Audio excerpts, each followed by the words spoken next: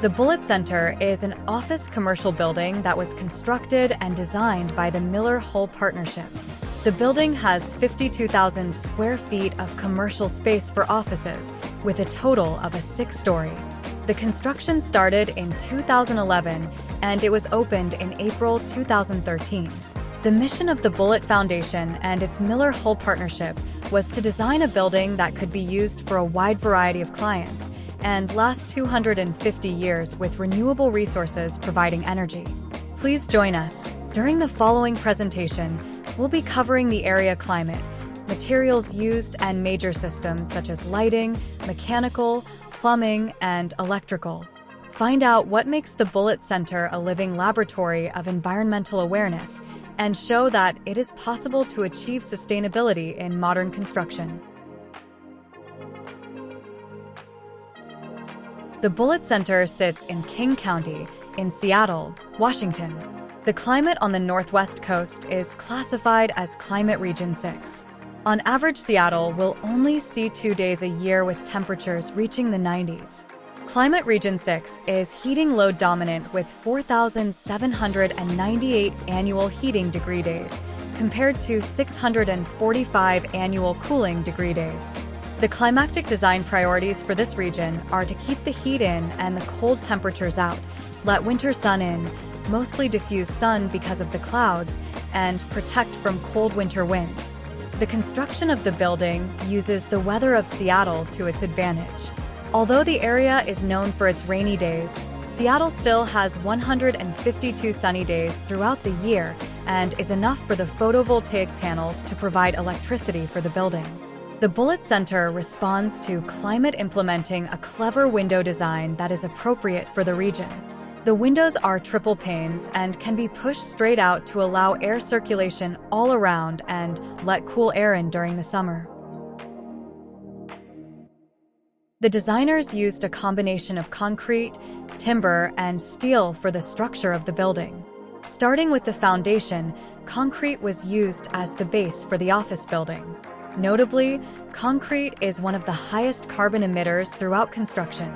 From the production when making the concrete to the placement and finishing of the material, concrete takes an enormous amount of energy in its use. Its use offers a long-term solution to the concrete's protection and limits the maintenance required on the concrete over time. This is important, as the owners were aiming for a 250-year building life. Moving up above the second floor, the use of heavy timber was incorporated to construct much of the framing.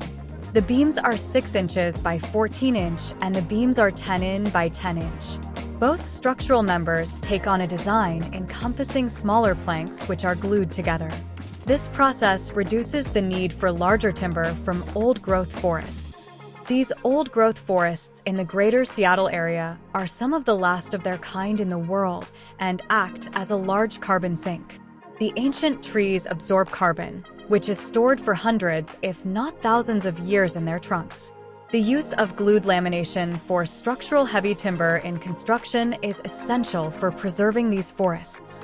Steel connections were needed to enhance the building's tensile strength through the structure into the foundation.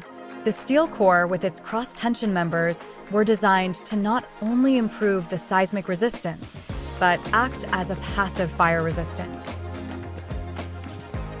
Wondering how solar panels work at Bullitt Center to make a net zero energy building? And do you know what they are made of? Solar panels are made of an element called silicon. When the sun heats, the electrons in the silicon panels begin to move, initiating a flow of electricity. This is current or DC electricity. The electricity from the solar panel moves through an inverter which changes the DC electricity to AC.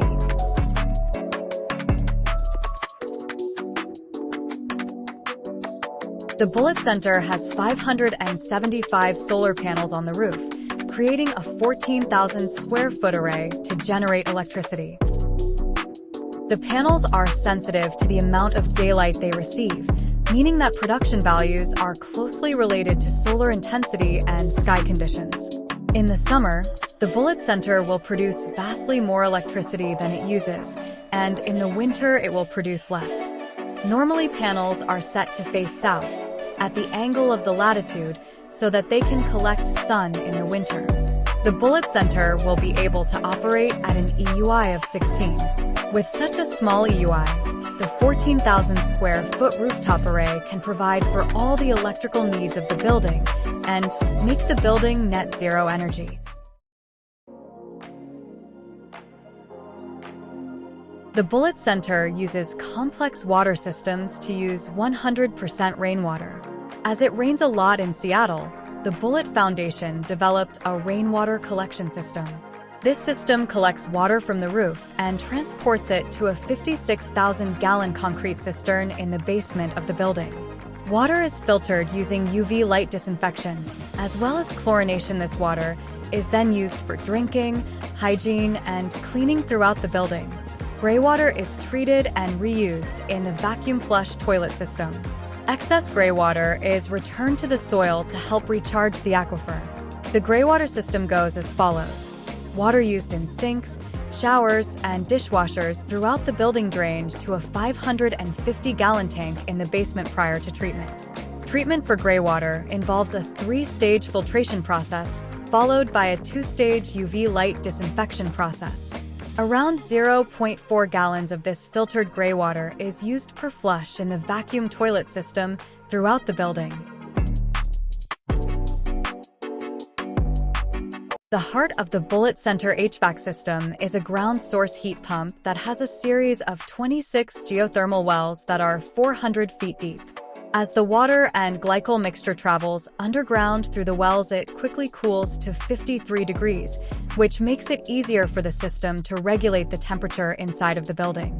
The system operates efficiently because it works with a constant temperature instead of trying to overcome extreme temperatures during the winter or summer months. Once the water mixture returns to the building, it is heated or cooled depending on the needs of the building and is circulated through piping in the floor, referred to as a radiant floor system. The piping conditions the concrete floor, which helps to hold the temperature longer because of its high thermal mass. The water is also pumped through coils and air handling units in the building, where air is blown over the coils and is conditioned before it travels through ductwork to supply the building with fresh air. The air that is exhausted out of the building travels through a heat recovery air handling unit, drawing the warm air through a heat wheel that will rotate from the leaving air chamber to the entering air chamber, and in turn will warm the fresh air. Using this type of system, the building is able to recover 65% of the heated or cooled air to help the system run efficiently. The well-designed HVAC system does a great job of conditioning the building, but there are also a lot of features that help with the passive heating, cooling, and ventilation of the building.